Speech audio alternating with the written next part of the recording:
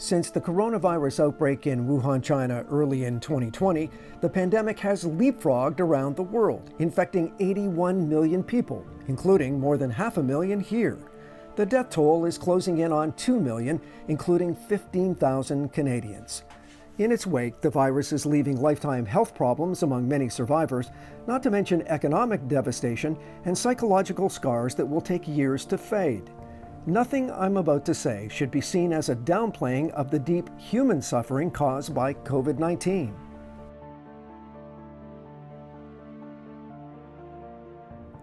But like any crisis, this one brings an opportunity for spiritual growth and deepening, and that's what I want to focus on. I don't think a crisis makes or breaks us. I think it merely reveals what's deep inside. So at the very least, coronavirus will tell you who you really are.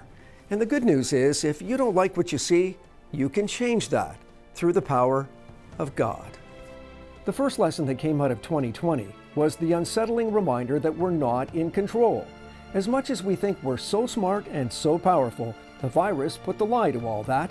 I'm reminded of God's words to Job. "Who is this that questions my wisdom with such ignorant words?" he asks. "Brace yourself, because I have some questions for you, and you're going to answer them. Where were you when I laid the foundations of the earth? Tell me if you know so much. Who determined its dimensions as the morning stars sang together and all the angels shouted for joy? Who kept the sea inside its boundaries as it burst from the womb? Have you ever commanded the morning to appear and caused the dawn to rise in the east? Have you made daylight spread to the ends of the earth? Have you explored the springs from which the seas come? But of course, you know all this, for you are so very experienced."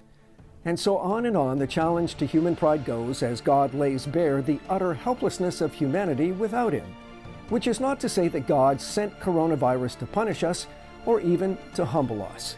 That I don't believe for a number of theological reasons, including the fact that if He wanted to make a point, I doubt He'd target the oldest and frailest among us. But like all adversity, the pandemic should remind us of God's sovereignty and control. Second, the virus shows that anything we put our earthly trust in can be lost. Our health, jobs, money, and even our very lives.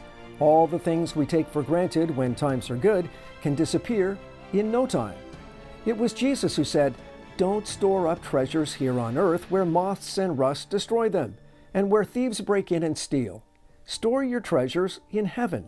Wherever your treasure is, there the desires of your heart will also be. No one can serve two masters, for you'll hate one and love the other. So you can't serve God and money." Or anything else for that matter. And like death and disease of all kinds, COVID is the great equalizer. That disease doesn't care if you're male or female, old or young, rich or poor. Money might buy you better treatment and rich countries have an edge, but it's often not enough. Cemeteries are still filling with celebrities and millionaires. In many ways, it's a preview for when we stand before God. Speaking to his protege Timothy, the Apostle Paul says, "Teach those who have money not to be proud or to trust in it. It's so unreliable. Their trust should be in God, who richly gives us all we need. Tell them to use their money to do good and be generous to the needy, always ready to share. By doing this, they'll store up treasure for the future so they may experience true life." If nothing else, 2020 and its aftermath has made us confront what really matters. We're reaffirming the value of family and friends, the importance of a shared faith, and the need for genuine community. It turns out that so many of the pre-pandemic things that took so much of our time and energy just aren't all that essential after all. Many of us are spending much less time and money on shopping and eating out and things that we really haven't missed all that much. 2020 also demonstrated how the world really is connected, how what happens in one place eventually affects another. But let's remember that's not just true of the virus. Eventually, we will also be hurt by the terrible pandemic of poverty, the exploitation of women and workers, and increasing competition for the world's dwindling resources. Rather than ignore what's happening halfway around the world, churches must be involved in the fair distribution of wealth and resources, just like Jesus said. Not only is it the right thing to do, But exploitation and resentment lead to political and economic unrest, and that's expressed through terrorism. Think again if you don't think it makes a difference when we sponsor kids in the developing world, or fund the drilling of water wells, or support schools and orphanages, all of which we've done. It does make a difference.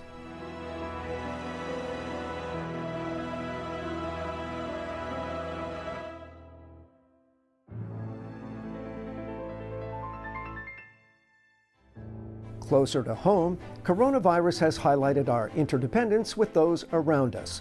We need each other for love, support, and encouragement, and that's become very clear. More than ever, we see the need for public responsibility and cooperation. Everything from wearing masks and respecting social distancing to making sure the poor and vulnerable get the essentials. In both individuals and churches, the pandemic has brought out empathy, compassion, and cooperation. Yes, there are those who let pride, self-interest, and a misguided notion of freedom get in the way, and there has been some hoarding. But by and large, the better angels of people have been on full display.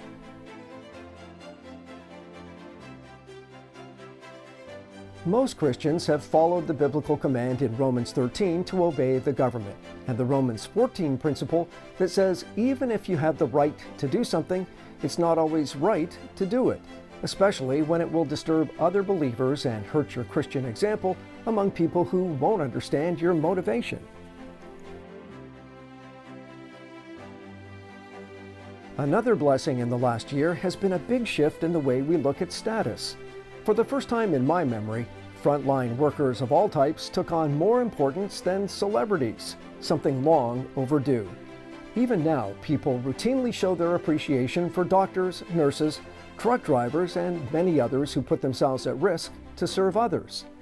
That includes politicians and governments of all stripes who've shown a willingness to work for the common good. We've also seen a more positive side of technology. For all the ways our devices have divided and discouraged us during the pandemic, they've been much more vital in getting us urgent, accurate information, in bringing us together with loved ones, and in helping the church stay together even at a distance.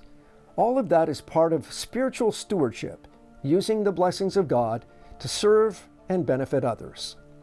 Coronavirus has also given the earth a breather. In places like China, birds were heard singing for the first time in years as the noise and clatter died down, and the skies cleared, thanks to less production and pollution. It's a glimpse into what could be if we took our stewardship more seriously.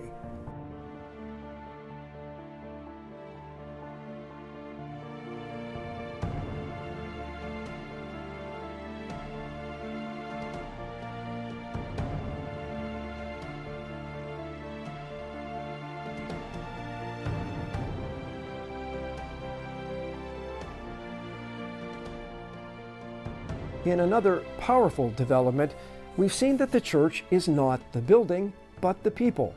Some of us have heard that our entire lives, but the virus restrictions have driven home the reality that the church is about families, not facilities, and relationships rather than real estate. In many ways, the pandemic has forced the church to get out of a velvet rut and innovate using technology. Live streaming and video platforms have let countless churches broaden their audience to include people who, for whatever reason, can't or won't go to in-person worship. And that includes our church. This is happening at a time when the unchurched have more time and fewer distractions, increasing the chances they'll find some spiritual content that resonates.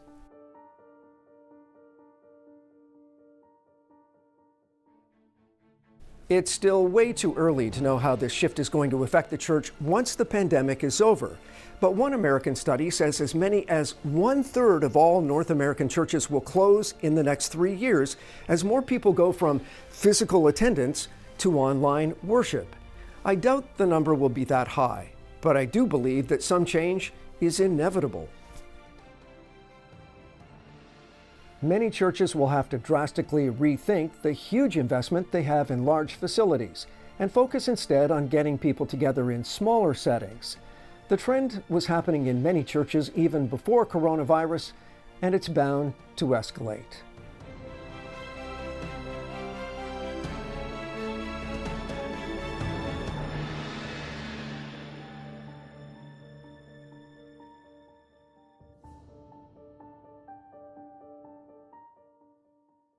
Now that the pandemic has forced us to slow down, we have a much better chance of focusing on more spiritual concerns like prayer and meditation, or creativity, or community. Many of us are thinking more and spending less. We become more grateful for things we used to take for granted, even the mundane things. These days, God doesn't have to cut through nearly as much clutter, and we have a deeper sense of just how blessed we are, which is entirely a biblical thing. Make thankfulness your sacrifice to God and keep the vows you made to the Most High, writes the psalmist. And Paul says, let your roots grow down into Jesus and let your lives be built on Him. Then your faith will grow strong and you will overflow with thankfulness.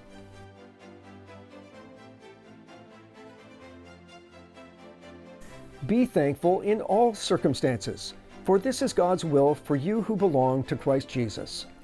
All circumstances, because no matter how bad it gets, God will never abandon us, and there will always be many who are worse off than we are. All of this goes back to the frailty and fragility of life as we know it.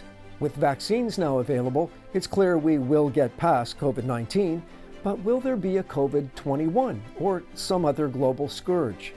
Nobody knows, of course. But we do know that even if there's no other pandemic in our lifetime, there's a similar situation that will confront every one of us. It's called death. It too is a great leveler, and it doesn't care when or how it interrupts.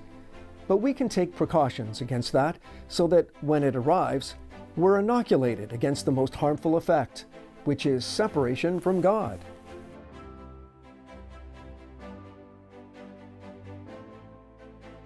By accepting the love and forgiveness of Jesus and dedicating ourselves to a life of love and service to others, we become immune to spiritual alienation and commune with God for eternity. Now, not everyone will accept the vaccine, but those of us who know the great physician have absolutely nothing to fear. So as we step into the new year with boldness and confidence through Christ, let's spend some time thinking about our personal version of 2020. What do you need to keep or throw away? What should you remember or forget? And what can you carry into the future to attach more meaning to everything you've been through this past year? Yes, it's been a tough year, but we can use it in the months ahead to give us perspective, hope, and vision. 2020 vision in 2021.